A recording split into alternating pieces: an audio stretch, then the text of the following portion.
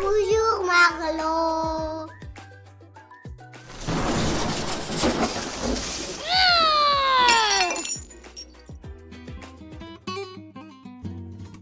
Sur le sommet du mont Olympe, là où les nuages ressemblent à de la barbe à papa et où les colonnes brillent au soleil, vivaient les dieux grecs. Parmi eux, Arès, le dieu de la guerre. Arès était très fort, très courageux, mais aussi très impulsif. C'est vrai?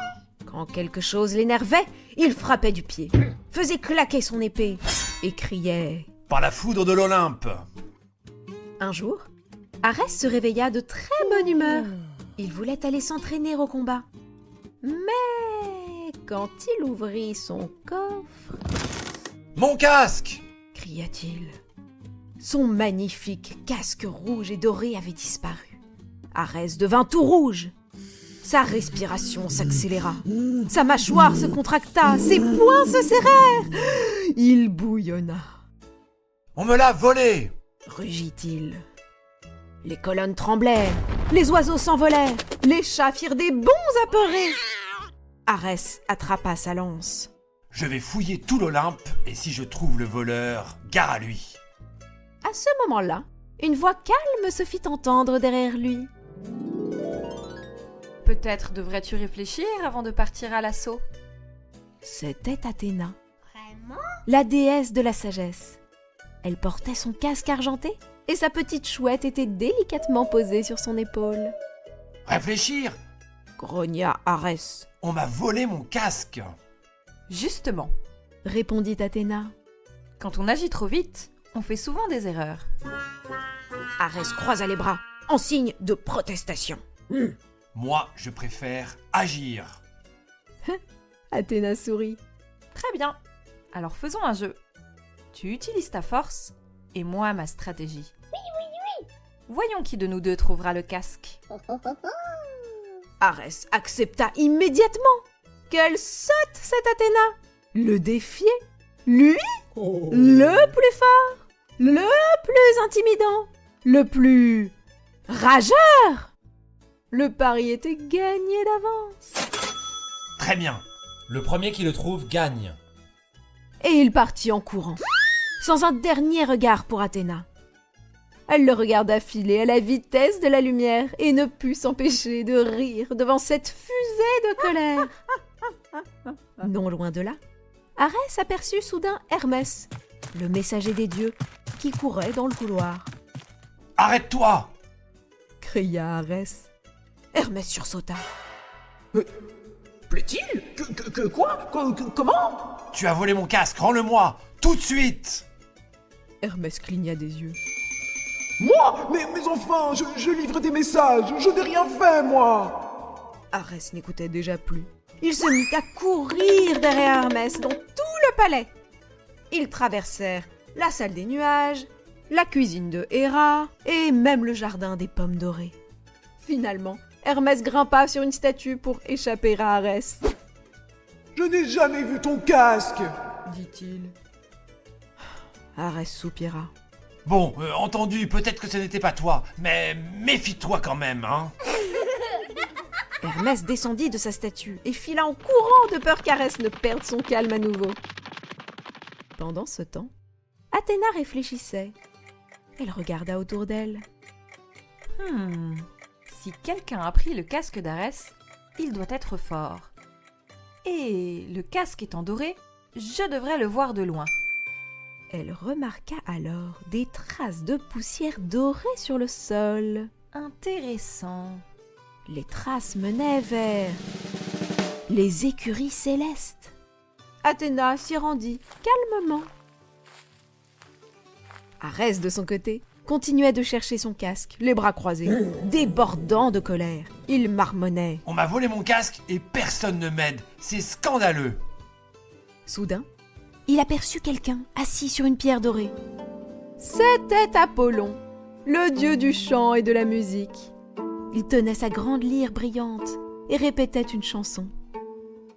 La la la la. Arès s'approcha en fronçant les sourcils. Toi, Apollon!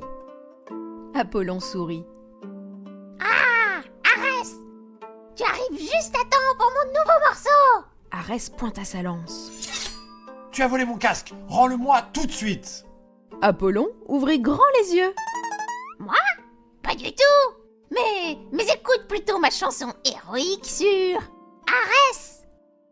Arès cligna des yeux. Une chanson sur moi? Apollon prit une grande inspiration. Puis il chanta, très fort et très faux.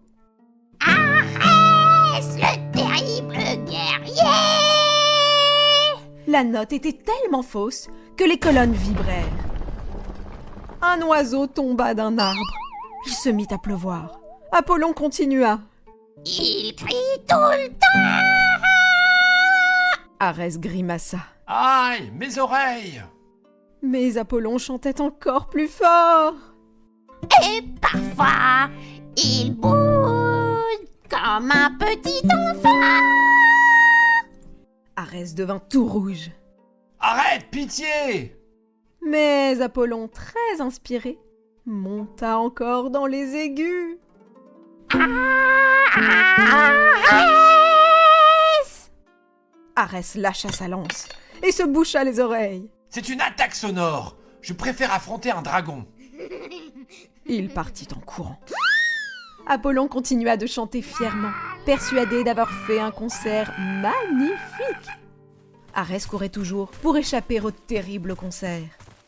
Il arriva dans un jardin rempli de roses. Quelqu'un se promenait entre les fleurs. C'était Aphrodite, la déesse de l'amour. Elle leva les yeux et vit Arès. Ce grand dieu de la guerre, tout rouge, les cheveux en bataille, encore énervé. Aphrodite posa la main sur son cœur. Oh, Ses yeux brillèrent. c'est un coup de foudre.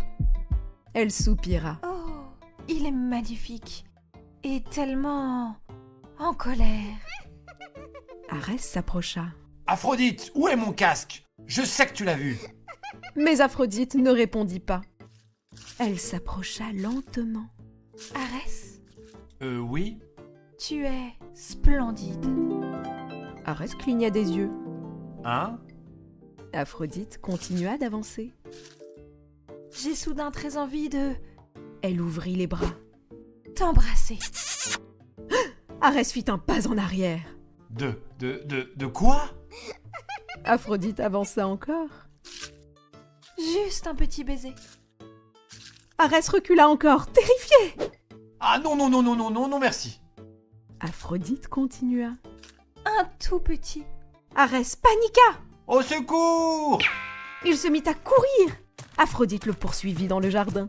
Reviens. Arès sautait par-dessus les buissons. J'ai déjà assez de problèmes. Aphrodite riait. Un baiser guérira ta colère. Arès cria en s'enfuyant. Je préfère chercher mon casque. Aux enfers s'il le faut. Et il disparut derrière une colonne, essoufflé et rassuré d'avoir échappé au sursaut d'amour d'Aphrodite. Complètement toc-toc celle-là. Pendant ce temps, Aphrodite soupirait. Quel homme mystérieux. Il n'était pas remis de ses péripéties, qu'Arès entendit un bruit métallique. Il leva les yeux. Quelque chose bougeait dans un buisson. Le voleur! Il bondit. Mais au lieu d'un voleur, c'était une petite chèvre du mont Olympe. Et sur sa tête était posé le casque d'Arès. La chèvre mâchouillait tranquillement des feuilles. Hé! Cria Arès. La chèvre partit en courant. Arès la poursuivit autour des colonnes, sauta par-dessus une fontaine et glissa sur un nuage. Reviens ici, voleuse! Sale bête! La chèvre, rusée et adroite, arrivait à se faufiler entre les buissons et à bondir sur les nuages. Athéna arriva aux écuries et observa la scène. Arès courait partout, tout rouge de colère et essoufflé de tant d'efforts. La chèvre courait encore plus vite. Athéna soupira doucement.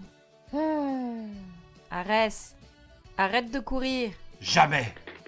Cria Arès en trébuchant sur des ronces et tomba la tête la première dans une fontaine. Athéna rit doucement de la maladresse de son ami, qui n'était à ce moment-là plus maître de son corps, tant il était dévoré par la rage. Athéna marcha calmement et prit simplement une pomme dorée. Elle s'approcha doucement de la chèvre. Bonjour, petite. La chèvre s'arrêta. Elle regarda la pomme. Athéna la posa au sol. La chèvre vint la manger et le casque tomba par terre. Athéna le ramassa tranquillement.